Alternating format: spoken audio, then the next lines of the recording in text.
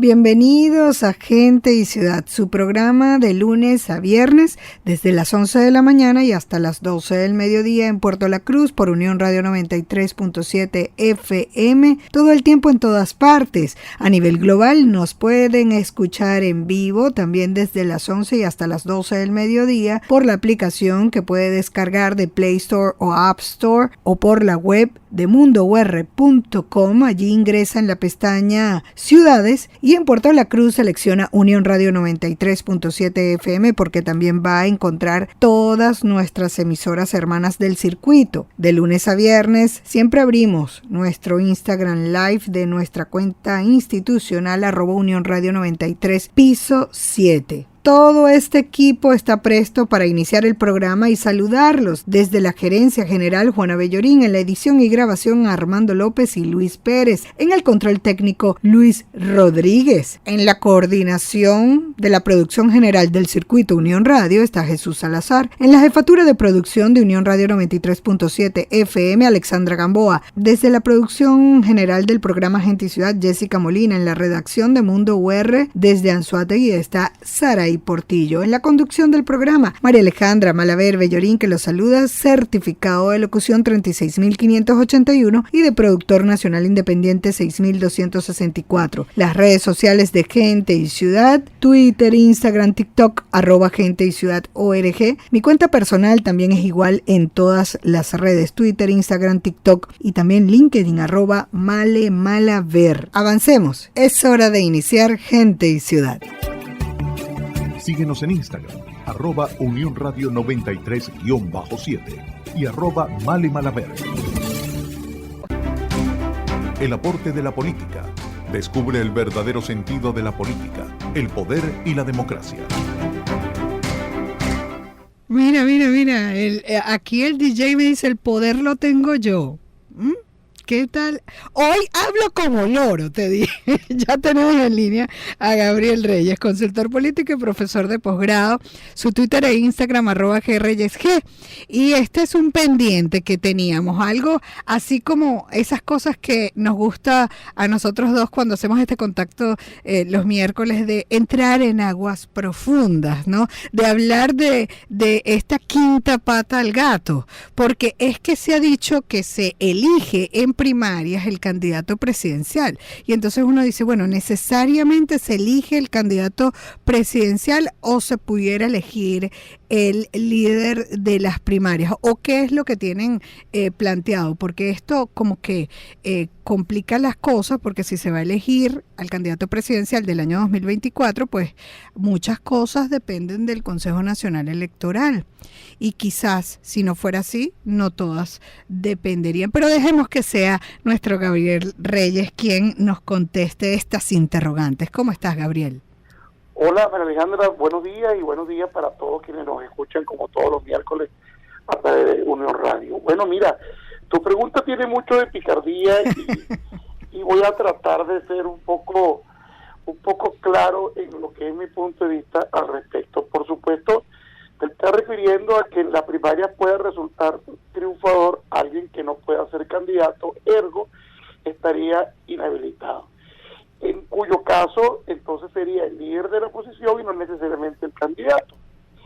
Bueno. Claro, pero desde la consultoría política, desde la estrategia política, desde el plan político que se hace de este año, es diferente decir que vas a elegir un candidato presidencial, ¿no? A elegir al líder de la oposición.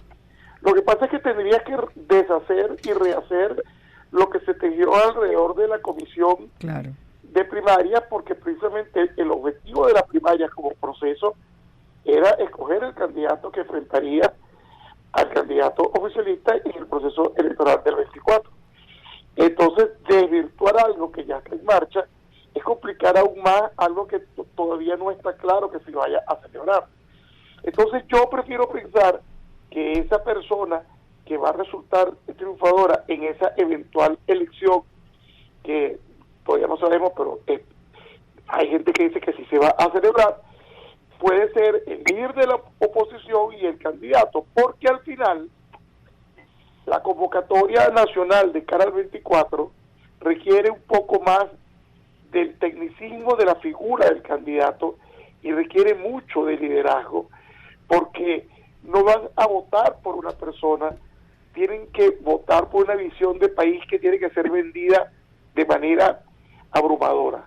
Claro, pero es que justamente cuando se va en campaña es que se vende, se hace una estrategia comunicacional, y yo creo que desde ahora habría que plantearlo, si no el cambio completo de que sea líder de la oposición o candidato, hay que decir, estamos eligiendo el candidato, pero quizás también el líder de la oposición, porque hay que hablarlo claro. Muchos dicen, bueno, y si cae un inhabilitado nos quedamos sin candidato. Hay que decir desde ya que sería un líder de la oposición. En programas anteriores me preguntaste si yo estaba de acuerdo con que participara un inhabilitado en el proceso interno, y yo te dije que yo no veía mayor problema. El tema es, lo que no me preguntaste es si yo le veía chance a algún inhabilitado de ser electo. No te lo pregunté porque es que ya ni siquiera estabas de acuerdo con las primarias. Ya te conocemos, hablamos contigo todos los miércoles. Yo sí estoy de acuerdo con un proceso de elecciones primarias. Lo que pasa es que no estoy de acuerdo con un proceso de primarias tutelado, más allá de que, claro, en el 24 el proceso va a estar tutelado porque así lo manda la ley. Claro. Pero en el 23 la ley es lo que decida la oposición. Y aquí no pueden haber imposiciones ni intromisiones, ni siquiera el riesgo de que pueda cambiar de alguna forma la mentalidad o el enfoque de estos procesos. De manera que yo no creo que un inhabilitado tenga posibilidad de ganar en unas elecciones primarias, básicamente por el principio de la economía del voto. Cuando la persona vaya a votar, va a decir, no, yo no voy a votar mi voto, porque darle el voto a quien no puede competir en el 24 es perder mi voto. Y bajo ese principio de economía del voto va a buscar darle el voto a quien piensa que, estando habilitado, pudiera representar la mejor opción de cambio para el país. Exacto.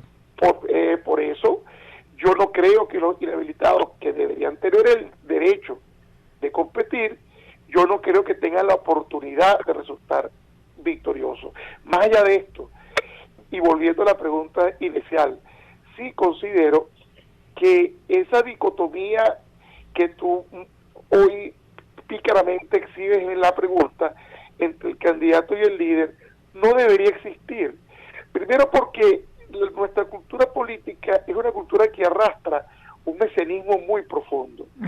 Y siempre estamos esperando que aparezca esa figura iluminada a quien seguir, porque va a arreglar los problemas del país y los de mi familia y los míos. Esa figura no existe. El verdadero liderazgo, que tiene que estar concientizado, es el del elector. Somos nosotros los líderes de ese proceso, porque si nosotros no participamos, ese proceso no va a generar una verdadera opción de cambio, ni ese proceso va a generar en el 24. Se reconozca o no, eso no es tema ahorita para validar, pero no podemos caer en la profecía autocumplida de porque pensamos que nuestro voto no va a ser contado en el 24, comenzamos desde el 23 a no querer participar.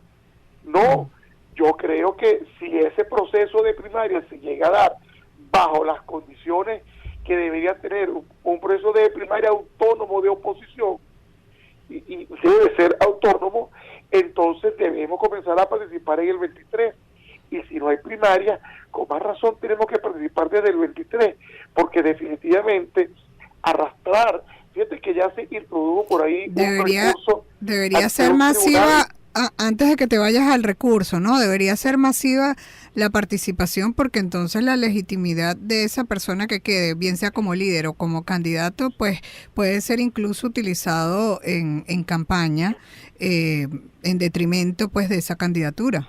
Pero es que si tú te pones a ver, suponte que los 42 vayan al 24.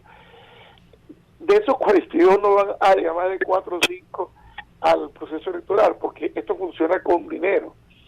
Y más allá de que algunos crean también que el oficialismo financia campañas de oposición, cosa que no es descabellada, porque en el juego de la guerra, si tú puedes escoger tu enemigo, es una buena jugada. Claro. Pero al final no van a correr más de 4 o 5 por un tema de recursos, y tal vez estoy siendo generoso, pero más allá de eso, lo más importante es que ya el venezolano tiene que empezar a concebir, primero, que el cambio por la vía electoral pudiera ser posible. Segundo, que la única forma que pudiera ser posible es que, como dije al principio, existe una diferencia abrumadora entre el candidato de oposición y el candidato oficialista, lo que obliga más al cálculo que hice de la economía del voto, donde ya puede ser que me guste este candidato, pero el que tiene más chance de derrotar al otro es este. Entonces voy a votar por este, aun cuando el que me guste sea el otro. Ese voto racional, no emotivo, es un voto que en el 24 se debería ver con más frecuencia que en cualquier otro proceso. Sí. Y ahí cualquier otra candidatura de outsider, de lo que sea, se va a ver disminuida precisamente porque la intención de voto lo que va a propiciar es el cambio verdadero. Y ese cambio no llega sobre la base de la emocionalidad. Los procesos electorales, como tú lo sabes, María Alejandra, tienen 2 fases, una emocional y una racional. Cuando nos vamos por la fase emocional, nos gusta un candidato, nos gusta cómo habla, nos identificamos con su forma de ser, pero cuando le metemos el raciocinio al proceso, ya llegando, empezamos a evaluar programas de gobierno, qué equipo lo acompaña, qué representaría que esa persona llegara, y los escenarios comienzan a ser tan reales que al final el que te gusta no es por el que tú votas, y eso ha pasado en muchas oportunidades. El tema aquí es que tenemos que tener suficiente aliento para participar hasta el 24. Por eso la desesperanza de unas primarias que no se den o que no garanticen el resultado esperado no deben desanimar al colectivo sobre lo que es la participación política, la participación electoral, porque no participando también estás votando, ¿no? Por otro decide por ti. Es un voto de alguna manera. Cuando tú no participas, estás reduciendo el capital social de tu país. O sea, tú tienes que participar basado en la confianza que tengas en tu criterio y la visión compartida de un cambio que debería ser algo colectivo. Enalteciendo un poco esa etapa de la racionalidad que debería tener el voto, porque normalmente está agobiada por la emocional. Lo que pasa es que la emocionalidad del voto en los ambientes polarizados favorece muchas veces la participación del voto castigo. O sea, en los procesos, y ese es el gran problema que los partidos políticos de oposición no aprendieron y por eso se desintegraron. Porque esos partidos pensaron que en los procesos de Chávez para acá, los votos que ellos conseguían era su capital político, y no entendieron que gran parte, la mayoría de esos votos era el voto castigo a la otra opción que existía. Y cuando quisieron hacer suyo lo que nunca fue suyo, se encontraron con caparazones vacíos, que es lo que son los partidos políticos de oposición hoy. Entonces, el verdadero capital político no es la trascendencia de la militancia, ni siquiera el apego a la ideología. La trascendencia en estos ambientes polarizados es la decisión de castigar con el voto y propiciar el cambio que el país necesita.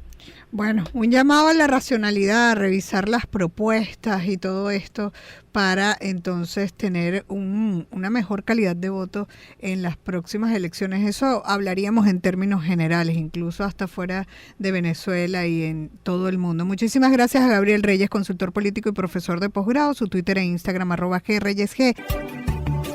Síguenos en Instagram, @Unión Radio 93-7 y @Male-Malaver. Despedimos desde la Gerencia General Juana Bellorín, Armando López y Luis Pérez desde la edición y grabación, Luis Rodríguez desde el control técnico en la coordinación de producción general del Circuito Unión Radio, Jesús Salazar desde la jefatura de producción de Unión Radio 93.7 FM se despide Alexandra Gamboa, Jessica Molina lo hace desde la producción general del programa, desde la redacción de mundour.com en Anzoátegui, Saraí Portillo, la suscrita se despide desde el micrófono María Alejandra Malaver Bellorín, certificado de locución 36.581 y de productor nacional independiente 6.264. Sigan nuestras redes sociales, las de Gente y Ciudad, Twitter, Instagram, TikTok, @Gente y Ciudad ORG. Mis cuentas personales también son iguales en todas las redes, Twitter, Instagram, TikTok y LinkedIn, @MaleMalaver. Pueden escuchar nuestras entrevistas a todos los profesionales, les recuerdo, por todas las plataformas podcast o también en nuestra web genteyciudad.org. Nos despedimos, no sin antes recordarles que el objetivo es convertirnos en el ciudadano que el planeta necesita a partir de nuestra acción individual. La estrategia, dar siempre lo mejor de nosotros.